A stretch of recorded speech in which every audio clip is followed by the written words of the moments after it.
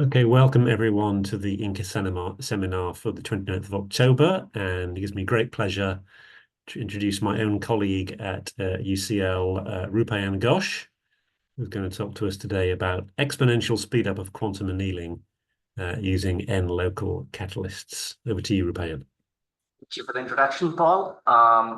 So today I'll be talking about something our group did very recently. It's on arXiv last month. Put on arXiv last month. It's about exponential speedup of quantum annealing by using n-local catalysts. So before we get into the talk, let's give you first an overview of what I'm going to talk about. The first thing is I'll tell the issue, what is plaguing adiabaticity of quantum annealing, which is first-order quantum phase transitions. And I'll talk about how this issue plagues it, why this issue arises, and so on. And then I'll go to discuss the possible solution, which is adding something called a catalyst term, which may help avoid the transition points. But the focus of the talk is to identify the cause of transition and to design this solution, which is this catalyst, accordingly. That is what we're trying to do. We're trying to figure out what is an effective catalyst. And once we do that systematically, we will find that what is necessary is something called an n-local catalyst. Well, n-local means, as you can see in the diagram on the right, it means like 2 local means your catalyst is connected to 2 qubits. It's a XX catalyst. If it's 3 local, it's connected to 3 qubits, like sigma x, sigma x, sigma x catalyst, and so on and so forth. But it also so turns out that just increasing this n locality blindly doesn't help. There are some catalysts which are actually better than the others, and we are going to show how you can figure that out. So my talk would be organized as follows. I will first give you an in-depth kind of review of quantum phase transitions, even though people in the audience will probably know about this. But then I'm going to focus on the problem at hand, which I'm going to talk about, which is the maximum weighted independent set problem. And I'm going to focus first on some toy models to figure out what's going on. The toy model which I'll take is the bike-click system. And once I figure out what goes on in the toy model, I will design a catalyst to remove the transition in the toy model, which we call the product catalyst. And then from that, using the crux of the essence of what's solving the problem, we are going to go towards something called n-local catalyst, and finally we'll conclude. So let's begin. So what is quantum phase transition? So first thing is, if you have a quantum system, you have a ground state and a first excited state. And there is typically an energy gap between the ground state and the first excited state, which is given by delta. For finite size systems, this energy gap is a function of system size. Okay. Now, the thing is, sometimes during your anneal, you encounter something called a first order phase transition, in which this energy gap between the ground state and the first excited state will basically be 0 in thermodynamic limit, or it basically goes to 0 exponentially with system size. And when that happens, this is called a first order phase transition. On the other side, if you have an order parameter, because usually phases are defined by order parameters, this first order phase transition is characterized by a discontinuous jump in the order parameter. Now, there is also a second class of phase transition, which is not going to be important for this talk, but just for completeness, I'm going to talk about it. It is a second order quantum phase transition, where your energy gap will scale polynomially with system size, and the order parameter will show a continuous variation and not discontinuous jump. Okay. The thing is, if you want to do adiabatic quantum annealing, and if you maintain adiabaticity, and from the adiabatic theorem, you know that the time to maintain adiabaticity, the time of your anneal must be at least inversely proportional to the minimum energy gap during the anneal, or the square of energy gap, whatever you wish to call to do. But the point is that if your system encounters a first order phase transition during the anneal, then your energy gap is like exponentially small in system size. And now if you just invert it, you're going to get a time scale which is exponential in system size, and you are left nowhere, because the entire idea of going into this quantum realm is to make some classical problem simpler. But now if you're still taking an exponentially large time to solve the problem, there is no point in doing anything via quantum. But there have been efforts to improve this, because that's the main problem. And most of the efforts, what they can do is make this prefactor A smaller. Okay, that's what people have been able to do. Of course, very rarely, there is an example by Nishimori and Kabuki, where in p-spin model, they could add an additional interaction, which is this 5x interaction. And they could convert a first order phase transition to a second order phase transition. And in fact, our work, one of the inspirations behind our work was the fact that these guys used this 5x interactions to make it better. Okay. That's there, but let's also look at what happens in a classical phase transition, because there are some things which are very similar to quantum phase transition and classical phase transition. And the most important thing is phase transitions typically mean there is existence of some kind of order in the phases. Okay? And therefore, there's existence of these order parameters which change across the transition. Okay, that's good. But what does order imply? Order implies that there is some long-range correlation of the system, and it is also the long-range correlation at the phase transition point is a very like a hallmark of phase transition. Specifically, if you recall classical phase transitions like the Ising transition, you know that at the critical point, the spins have very long-range correlations. Now, this actually also caused a problem in classical simulations, like when you want to simulate, let's say, this classical Ising model, the ground state of the classical Ising model at a particular temperature. Okay. It also had some problems at the critical temperature, the simulations. The reason is this long-range correlation. So let me tell you what people usually do to simulate this classical ground state of classical Ising model is that they use an algorithm called Metropolis Monte Carlo algorithm. Now, what it does is you start from a completely random state and you start flipping one spin at a time and check the energy cost. And probabilistically, you accept or reject this spin flip. And the people saw that if you want to do this near the critical temperature, then the number of spin flips which you have to perform to actually get to the ground state is tremendously large. It's much larger than in other regions. And this is what is called by critical slowing down. This is pretty similar to what we just said about quantum annealing as well, that you have to take an exponentially large time to simulate the system near the first order critical. But physicists came up, or maybe computer scientists, let's put it this way, came up with a solution to this for classical systems, which is that they said that instead of flipping one spins, you can define some clusters of spins and flip them all together. Of course, there is some rules to do so, but let's not get into that. And so these two people independently came up with two different rules. Feinstein, Wang, and Wolf came up with two different rules to do so. But the essence is that instead of flipping one spin at a time, you flip many spins at a time. And that helps to kind of mimic the system's natural correlations at the critical point and kind of get through the barren plateau region very quickly. Now, this is the second inspiration behind what we are doing. And we asked, okay, if this can work for classical systems, how can we kind of implement this for quantum systems?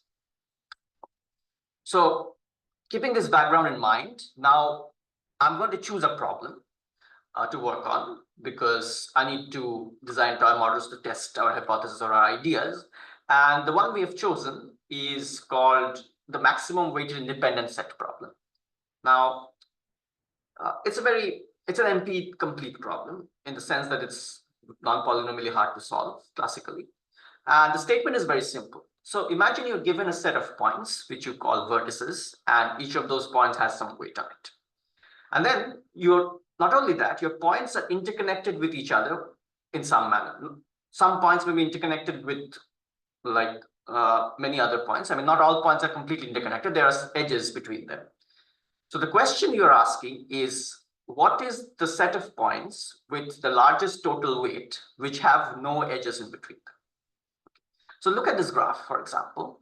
In this graph, there are some weights on these points, which I have not shown to prevent cluttering. Now, the weights are such that these red dots represent the set of points which solve this MWIS problem. As you can see, they are not interconnected to each other at all.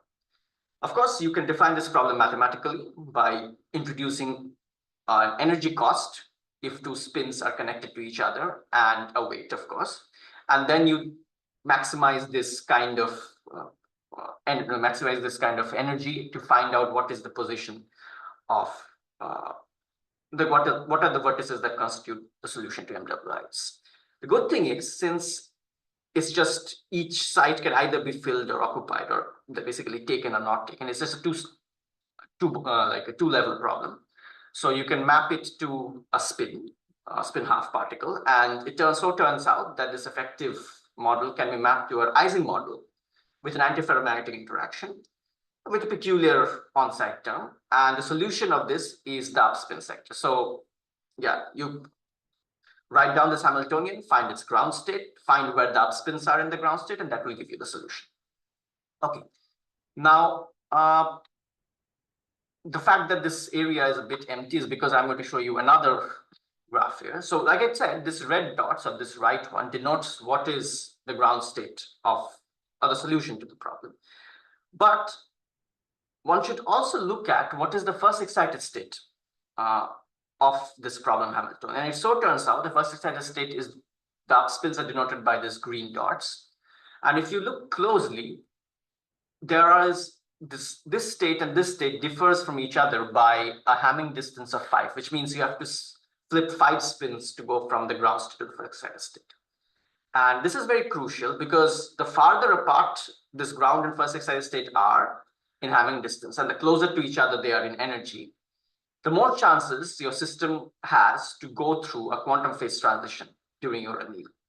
And using this kind of understanding, we develop a toy problem to control what we want so that we can figure out what's causing the transition and how can we remove it and so on and so forth. So the toy problem is a very simple bi-click problem in which, like, it's a bipartite system where you have spins on one side, spins on the other, which are not connected inside this partition, but are interconnected to each other. This blue lines denote the coupling between the two spins. And this is the weight. So in the traditional annealing process, what you do is you have this problem Hamiltonian, and this driver Hamiltonian. This driver is typically just a single side driver where you have just sigma ix on each of the sides.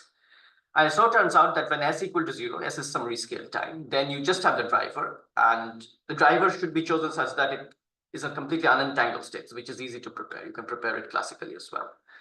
And then you tune this s to go from this driver to the problem. Okay. The thing is, clearly there is some kind of order in this model, right? So now we can ask, what is the change in order which caused the phase transition?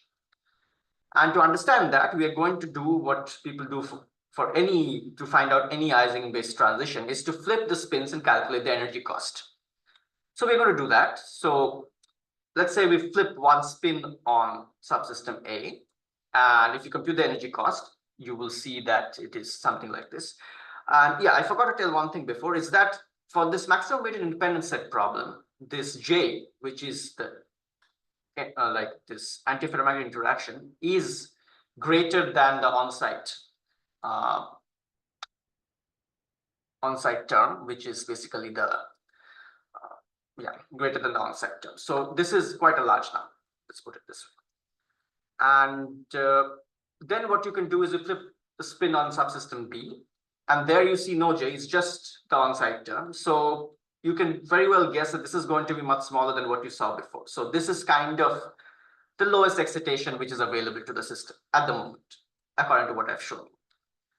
But then you can flip 2 spins at a time, here, and then you will see again a J appearing, and this is again greater than what I just showed you before. And if you do this thing for more than 2 spins, you'll again see that it's going to be greater than flipping 1 spin, and so on and so forth. So till now, what is the lowest excitation is flipping 1 spin in B. However, you can do one more thing. You can flip all the spins in the system. You can flip all the spins in A, and you can flip all the spins in B. And if you do the math correctly, the energy cost for this would just be the difference between the weights, the full weight of this block and the full weight of this block, W1 minus W2, 4 into W1 minus W2. Now you can guess that if this is smaller, this 4 delta W, which is 4 W1 minus W2, this is smaller than this kind of energy, then your first excited state is not what is shown in this slide, but what is shown in this slide, which is flipping all the spins. And the next thing to realize is that this state is at a very large Hamming distance. In fact, it is the farthest away from the original ground state. Okay. And now, as I said before, if these two energies are very close to each other, then there's a very high chance that during the anneal, you actually go from one of these states to the other state. And that from going from one to the other necessarily involves a phase transition. Because your driver Hamiltonian just has a single spin flip term, whereas to go from one state to the other, you have to flip all the spins. So that cannot be accessed in low orders of perturbation of this driver Hamiltonian. So it's effectively a non-perturbative effect because you have to use like the entirety of your the perturbation order is basically the number of spins in your system. Okay. So since it's a non-perturbative change, that is why the phase transition happens. Okay. And as I told you before, since this sigma x term cannot connect the two states across the transition, therefore, it's necessary that there will be a gap closing, because unless the gap is really small, you cannot access such a high order of perturbation in your system, because the denominator is basically the gap in your perturbation series. And that's why there is no like level repulsion, there is no anti-crossing, there is a crossing. Of course, this is a necessary condition, it's not a sufficient condition for a phase transition, but using this idea, you can kind of figure out what kind of parameters you need in your toy model to ensure that there is a phase transition. But now the question is, how do we mitigate this phase transition? Well, as I told you, the problem lies in the fact that this HD has only a single spin flip term. So you need to add like more spin flips to really remove the problem. And you cannot add it to the driver, because if you add it to the driver, then your initial state which you start from will get entangled, and you don't want that. Your initial state has to be a very easily classically preparable state. And of course, you cannot add it with the problem Hamiltonian, because that will change the problem Hamiltonian itself. So what you can do is you need to add another coupling term, which is 0 at the beginning and 0 at the end. And that's why people call it a catalyst. And one way to do that is choose this kind of a protocol, S into 1 minus S. But the question is, how do you choose the catalyst? Well, in an ideal world, the catalyst should directly connect the two states across the phase transition, because that will give you a non-perturbative pathway, and that would ensure that you open up a gap. Why so? Okay, yeah, one other thing. The catalyst which you're going to use needs to be very non-local, because as you saw, the number of spins which is flipped between the two states involved in the phase transition is proportional. It's almost equal to the system size. So if so many spins are flipped, then a catalyst which is very local, like HD, or maybe just a bit better than HD, is not going to work. It's going to be a very non-local object to kind of connect the two states across the transition. But if you add non-local catalysts, let's say you have two energies, where the two state energies E1 and E1 plus delta, where delta is the energy gap. Then if you add a catalyst which directly couples these two states, you can show it via, let's say, just 2 cross 2 block matrix, that this is an additional term. Then the effective new gap which is opened is proportional to the strength of the catalyst. And also there's another thing to note, that typically if the gap is smaller, then the Hamming distance between the two states involved in a transition is larger. And this automatically means for a smaller gap, you have to use a more and more non-local catalyst to directly connect. Great. So how does this bode for the toy model which we have chosen? Well, let's see how does it go. So first is, we are going to consider some cases, compare some cases. And the first is a vanilla annealing, which has no catalyst. As this blue lines denote the sigmas and sigmas are interactions. But then we are going to consider a slightly adding a catalyst, but not the one we exactly want, which this is a very common catalyst which has been used in literature. It's called an XX catalyst, which is slightly better than what just the driver, because now it couples two spins at a time and is denoted by this reddish hues. But we'll see how it works out for this particular bipartite system. And finally, using our knowledge of what is the state across the transition, we're going to design a catalyst called a product catalyst, which flips all spins in the system at a time, and then see how it helps as well during the annealing. So these three cases are basically what we're considering, and this blue is denoted by this blue dots here, and this reddish hues plus blue is denoted by this red line here, what happens, and this black is this black. So what we plot here is, let's say S is some annealing, rescale annealing parameter, and delta is the instantaneous gap between the instantaneous ground state and the first excited state. And what you see is we have chosen the parameters such that this blue shows a sharp dip, which means there is a phase transition which is happening around this point. And now if we add this extra XX catalyst, you see the dip is going higher. So it's increasing the gap, but the dip is still present. So you cannot say it's completely removed the phase transition just by this plot.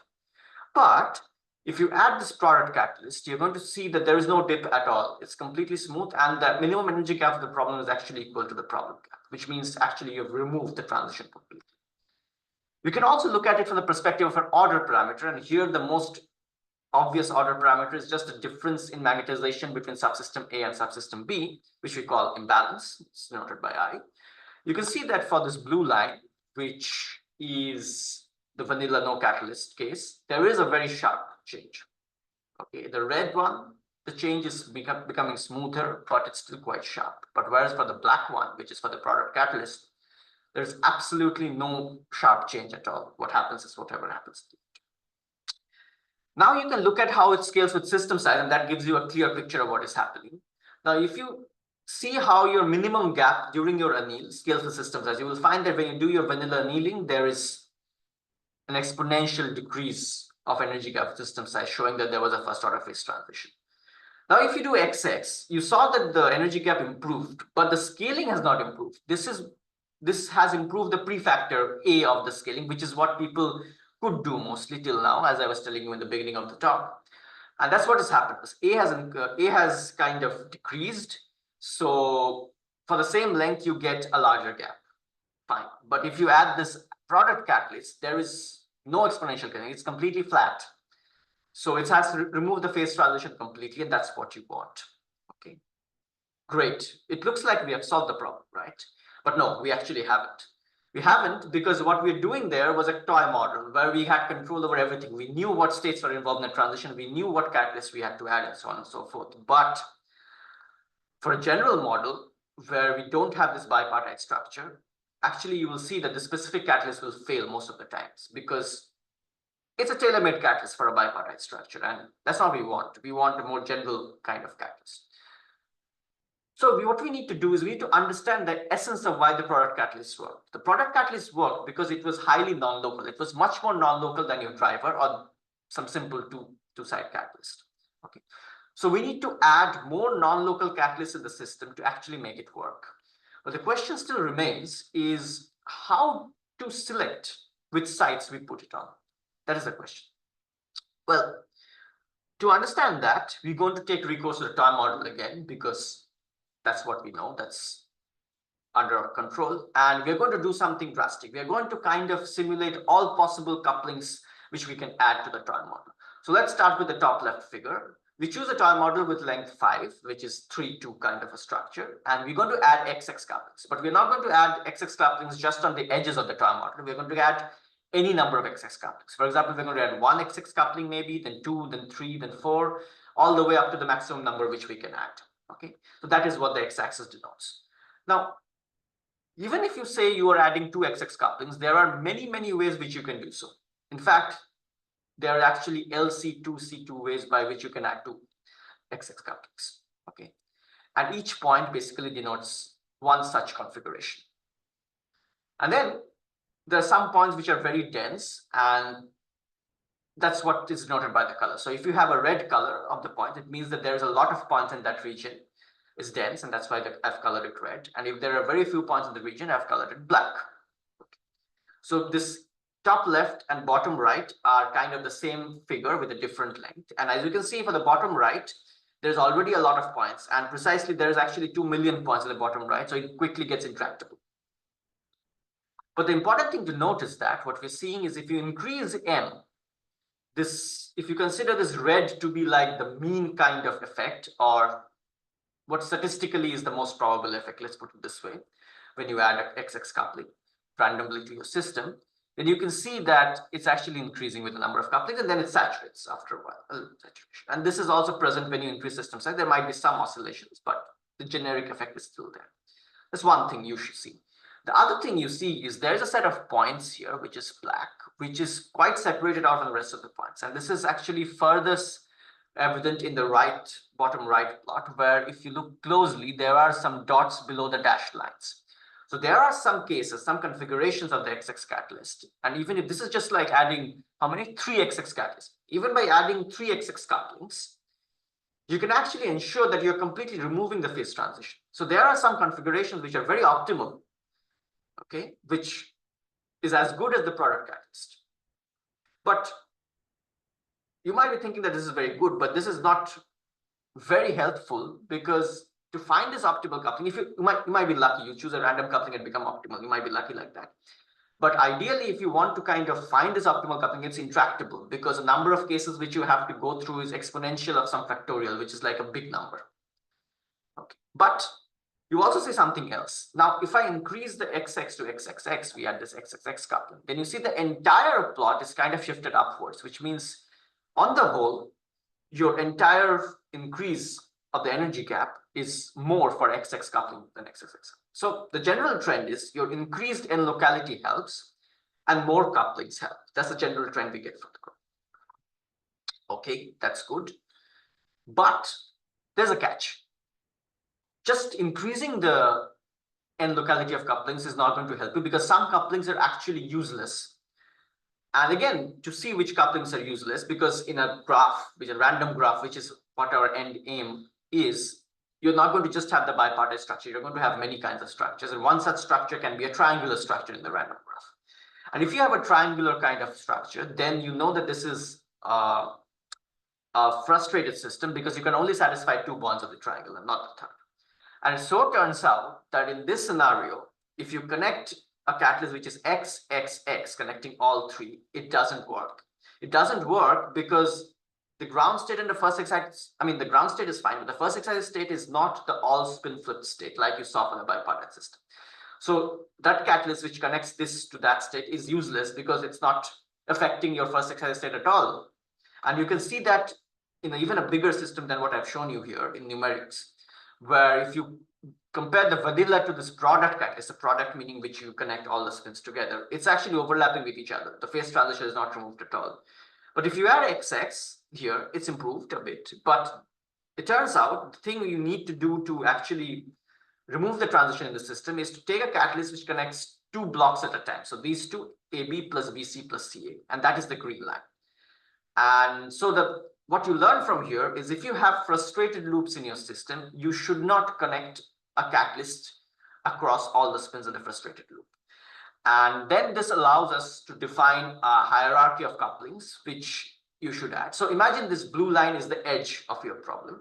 So you can connect it to all points in the problem as well, not just on the edge, but if you want to connect it to all points, then there's a problem of embedding the entire graph because then you have to use a unit circle and so on and so forth. But since you have to embed the problem in anyway in your computer, so you have these edges available, so you want to connect these things across via catalyst. So you start from like a two local catalyst, you connect all of the edges like that. And then you see what you get. And then you connect the three local catalysts across the edges. But you ensure that you connect these three kind of diagrams for the tree local and you don't connect this triangle. So what you see in A are the structures across which you should connect a catalyst, and what you see in B are the structures across which you shouldn't connect a catalyst. And you can go to higher and higher kind of couplings in hierarchy as much as your system allows or your computer kind of allows. Or you see that if you add a higher one, it doesn't change anything at all. You can stop before that as well. So this allows you to kind of define a hierarchy of couplings which you can add to a generic problem, a generic MWIS problem of any random graph to make things better. Yeah, just as I told you, this bottom are the structures where you should not add a catalyst across it. If you still want to see like more visual example, I'm going to show you one in a random graph. So imagine this is kind of a random graph where you're connecting different vertices with edges. The green lines are the ones across which you should add a catalyst. So this one is an XXX catalyst, and this one is an XXXX catalyst, and so on and so forth. While this reddish hues are the ones across which you should not connect a catalyst because it's a triangle, it's a frustrated loop. This is a quadrilateral, but which is connected inside. So it's kind of a combination of two triangles, so you should not connect it at all. Okay, of course, I need to also show that this actually works. And so I use the same kind of graph, and I design the weights and the J's in such a way that I can generate a problem which goes through a first order phase transition, and that's what I do. And then I kind of add this higher catalyst in hierarchy and show you it actually works. So of course, the vanilla one, there is a phase transition because there is an energy. Like the energy gap almost goes to zero. But then you add this XX catalyst, it improves as you would expect. But again, there is still a dip. But then if you add the next one in the hierarchy, you can see that it completely removes the phase transition. So yes, more N locality helps even in random graphs. Before I end the talk, I will just make a short digression to ask the question, does non-stochasticity help or not? Because this is what people have been debating about in catalysts for a while. So it turns out what we saw is that in our cases, non-stochasticity gives no advantage at all. For example, in a bipartite system, which I'm showing here, if you add this HCXX catalyst and you change the sign of that, okay, then you will find that it actually shows a more dip than what it was before. So non-stochastic, this is negative sign denotes non-stochastic, and this makes it worse. While if you have the correct catalyst, which actually connects the states across this transition correctly, then the sign really does not matter because it's a non-perturbative effect. So the idea is that if you have a non-perturbative catalyst, the sign does not matter. If you have a perturbative catalyst, the sign will matter, but it's impossible to say what happens in non-stochastic case, because if you write down a perturbation series, you will get some alternating terms, and then something that happens very quickly. That brings me to the end of the talk, and to conclude. So to conclude, what I'm saying is that the first order phase transitions are caused by abrupt changes in spin configurations in spin systems. And using this idea, we need to figure out a way to avoid such transitions while preserving adiabaticity. And the way to do so is to add an additional term, which is a catalyst. But since there is abrupt change in spin configurations, the key point is this catalyst should involve terms with multiple spins. Otherwise, you're not helping your thing at all. So the problem is that your HD gives quantum fluctuations fine, but it does not give any additional entanglement or additional coupling to your system, right? So entire entanglement in your system, the entanglement structure and geometry is determined by your problem Hamiltonian. So whatever you're going to do is going to be problem dependent thing. But now if you add your own n-local catalyst during your anneal, then you can think of starting to make it problem independent, because now you're adding some extra quantumness, if you want to say, or quantum entanglement in your problem, and that's going to help you to improve the anneal. And what I believe is we cannot hope to attain quantum advantage with the standard protocol at all, because the quantumness which is generated by HD is so small. And finally, the outlook would be that we need to check how this n-local terms affect non-adiabatic protocols as well, whether it makes them better too, like this adiabatic protocols like QAOA and quantum random walk. And thank you for listening. And this more details about this work is there on this arXiv. Great, thank you very much, Roopayan. Very interesting talk. I have something of a conflict of interest here because I'm a co-author on this arXiv preprint that you're advertising in front of us. But I think I'm still in a position to chair this session, so I'll open it up for any questions, if there are any questions from the audience.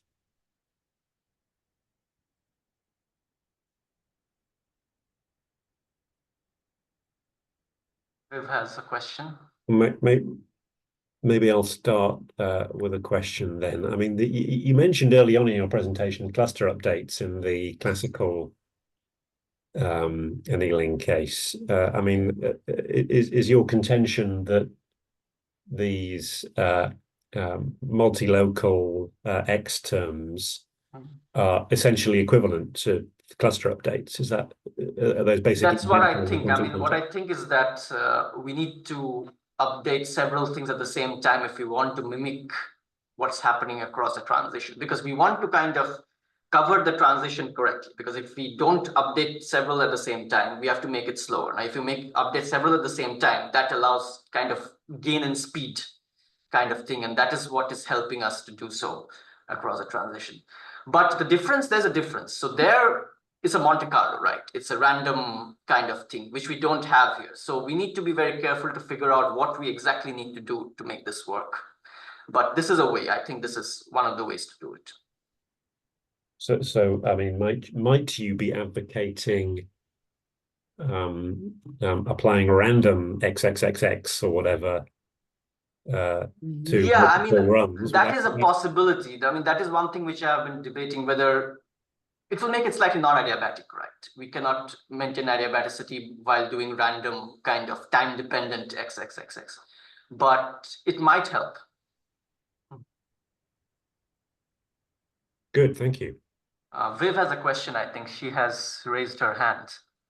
I don't see Viv on my call. I do see Viv now. Go ahead, Viv. Sorry, I was not looking in the right place.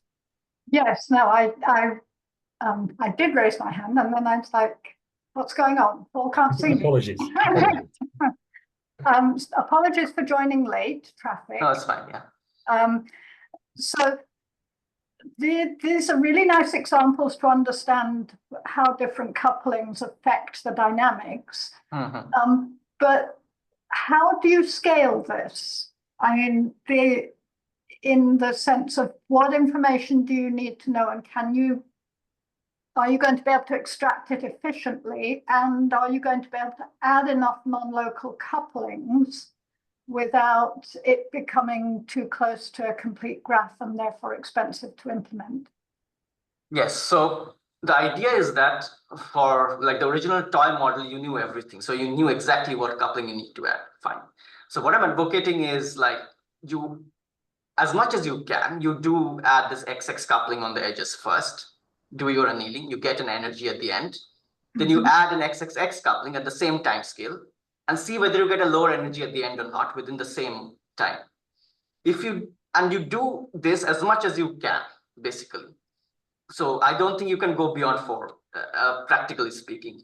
And that's going to be your best bet. So my idea is that to increase the speed, you need to basically add this more non-local couplings. And I mean, what I've seen till now is nobody really cares exactly about the ground state, right? They want to just get the lowest energy possible in experiments. Like they have a kind of a bar chart showing the various energies they get for their final states. So my thing is that, okay, you generate this bar chart for one set of XX catalysts, then go one step beyond and add the next one and see whether the bar chart significantly shifts or not. Now, if it significantly shifts, yes, then whatever you're doing is helping. But if it doesn't, then you don't do it. You just stop from before.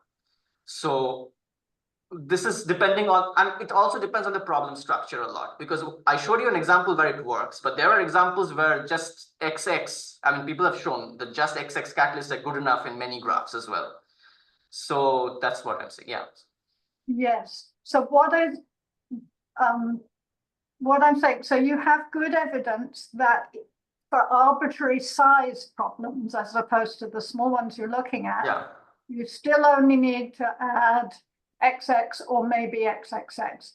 In other words, it's not, it doesn't, the couplings you might need to add don't also scale with the problem size. Not necessarily, yes. I mean, it can, I mean, there are some problems where it can happen. So the point is that when you have a phase transition in an arbitrary problem, not all spins always flip, right? There is a block which flips. Yes, you can argue that as you increase the size of the problem, the bigger blocks will flip and so on and so forth. That's probably the argument. But sometimes, I mean, look, what we have right now is, what I'm trying to say is what we have right now is not even trying to even access the bigger blocks quickly. So you have to first increase a bit. So you at least get it at a lower order of perturbation than before, right? If you add some things which is graded or not. And sometimes that can even help you, because if you are lucky, you might get an optimal kind of setup, which I showed you for this toy model as well.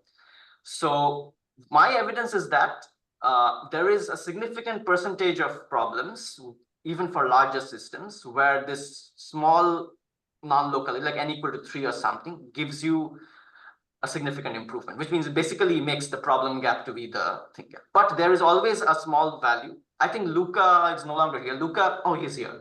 Luca has a paper on XX, which he does. I mean, we did it together to show the system size dependence. And he saw that doesn't really vary that much as we expect with system size. I mean, we expected like an exponential thing going down or something with system size, but it's not. It's like flattening out and stuff.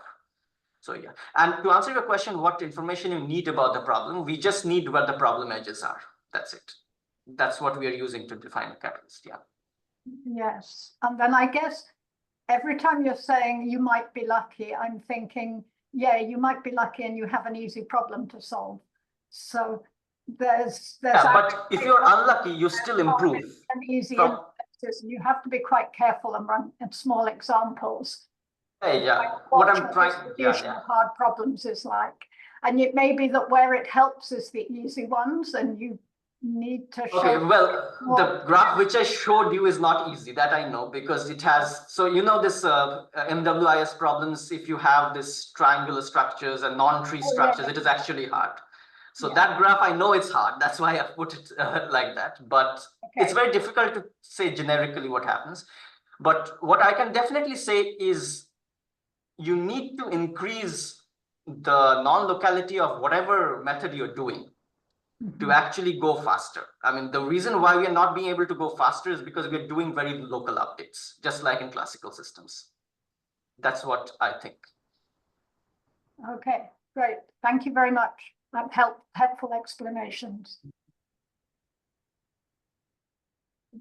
Good. Last chance for any questions from anyone else in the audience. I'll try and look more closely to see if hands are raised.